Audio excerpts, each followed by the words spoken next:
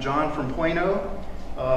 Can we start the slideshow? So it's slideshow motion. So Confucius say that a person who cooks carrots and peas in the same pot is unsanitary. A more modern version of that silly joke, I am a dad, that's a dad joke. It seems like it's not reaching. There we go. So a more modern version is paying a premium for organic carrots and peas. They cost a lot more, right? And cooking them in chlorine, ammonia, fluoride, and chloroform is my new definition of insanity. Okay? Some people complain when they hear about this kind of water issue. Some people worry, some people shrug, some people take action to protect their family, a whole house water filter, whatever. A few people go to great expense and effort. So thank you. Leaving their comfort zone to make a difference for strangers they will never meet. So I salute all of you who've spoken at city councils. You're my heroes. You probably aren't public speakers. I get paid to speak publicly from time to time. You probably didn't. You're organizing, you're engaged to make a difference, and so I say, I salute you, and I really mean that seriously. But the question I have is, what if the city councils listen respectfully? What if they did that, right? And do nothing? What if that happens? What do we do then?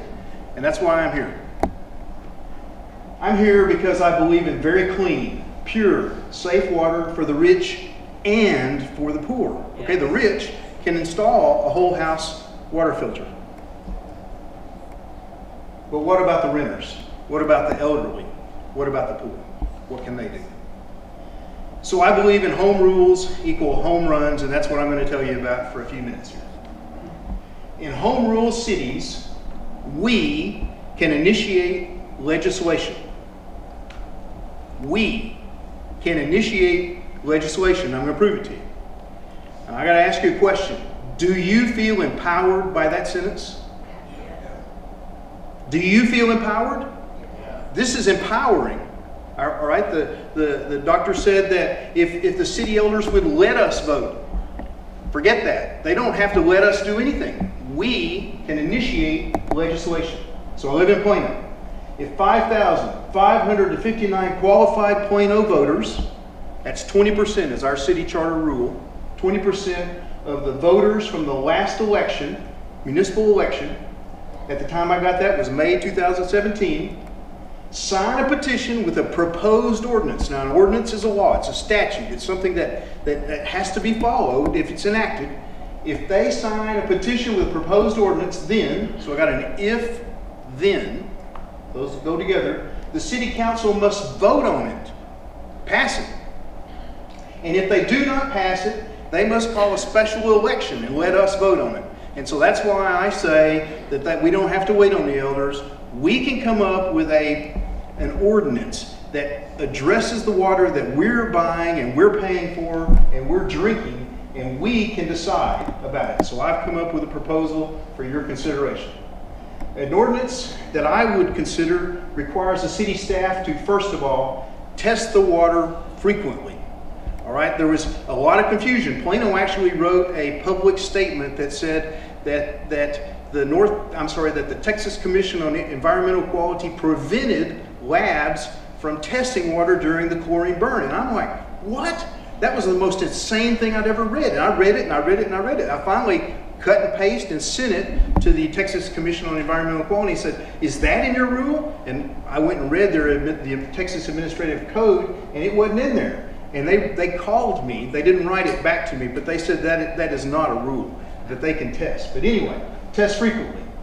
Secondly, the city staff would have to prepare a plan to filter the North Texas Municipal Water District water so that we meet the EPA health goals every day of the year. Now, those goals may not be where we need to be after listening to this presentation, but at least it's something that we can tag to and work from. Then only add back the minimum amount of chlorine to meet EPA rules and regs, because I do understand that that water's got to travel miles and miles and miles, and a little bit of chlorine keeps it from, you know, I mean, obviously we don't want to get into sickness and disease, but a little bit of chlorine, and does not add back any fluoride. We can do that right there in our ordinance. Then we require them to determine the cost to implement this plan. So the first thing I ask them to do is engineering. What is it going to take to filter this water to get there? And then second, what's that going to cost? Once the plan and the cost estimates are complete, the city would then submit the plan to a vote, so we all get to decide if safer water is worth the cost. Yeah. This is what it does. It puts experts on the water, the city staff, into the process to figure out how to achieve our goal. I don't know how to do this. I'm not an engineer and I don't know anything about water. Sometimes I wonder about them. It puts experts on cost into the process to come up with the capital and the operating costs, because ultimately this is about cost. If it's going to cost $10 a gallon, then we're not going to be able to do it, right? So we've got to know what the cost is. Next.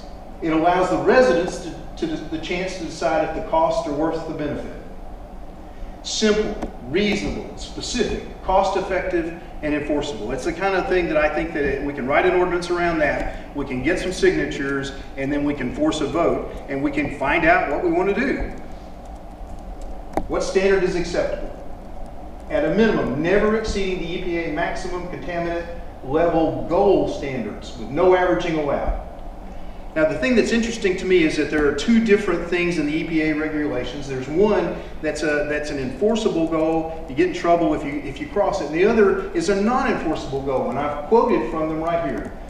The maximum contaminant level goal is a level of contaminant in drinking water below which there is no known or expected risk to health. Now, I understand that that's subject to challenge.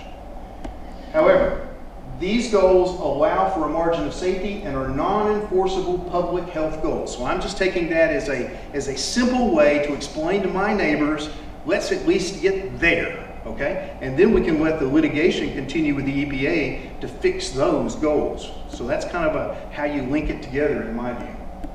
So this is what it looks like. I've got it out there at my table, and you can look it up real easily. What I've done is I've just pulled the two things that they tested in Plano. The haloacetic acids, and I'm not going to try to say the other one.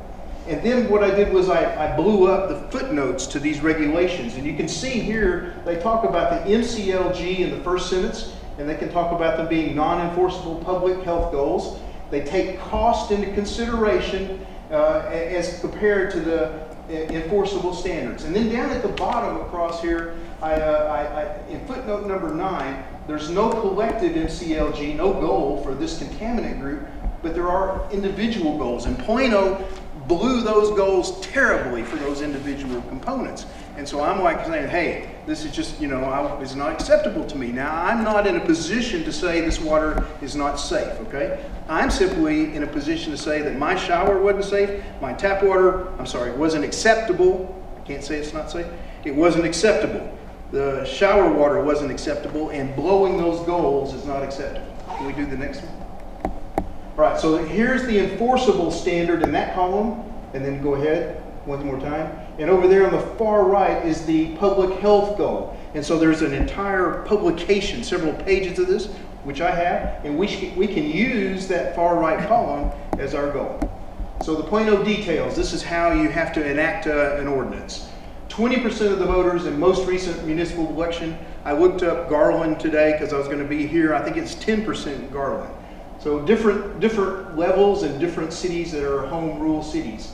All the signature of registered voters have to be gathered within a 45-day period. So that's the hardest part of the whole thing. The time you get the first signature till the time you reach your goal of however many registered voters you're going to get to, you got to do it in 45 days in Plano.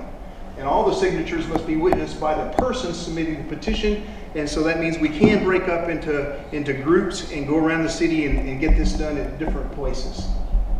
If you are interested in working on this, leave your name, city, email address, and cell number at the table in the foyer. I've got to sign up at the first chair on the right as you're heading out.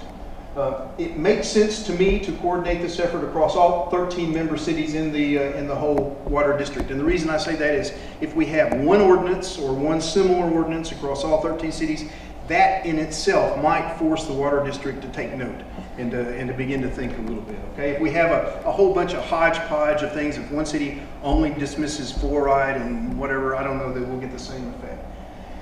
It's a steep climb. The level of effort will be significant. It will take a team in each city. I can't do this. I got a full-time job. If we get there, I will call that a home run. That's why it's home rules before home runs. Are you ready?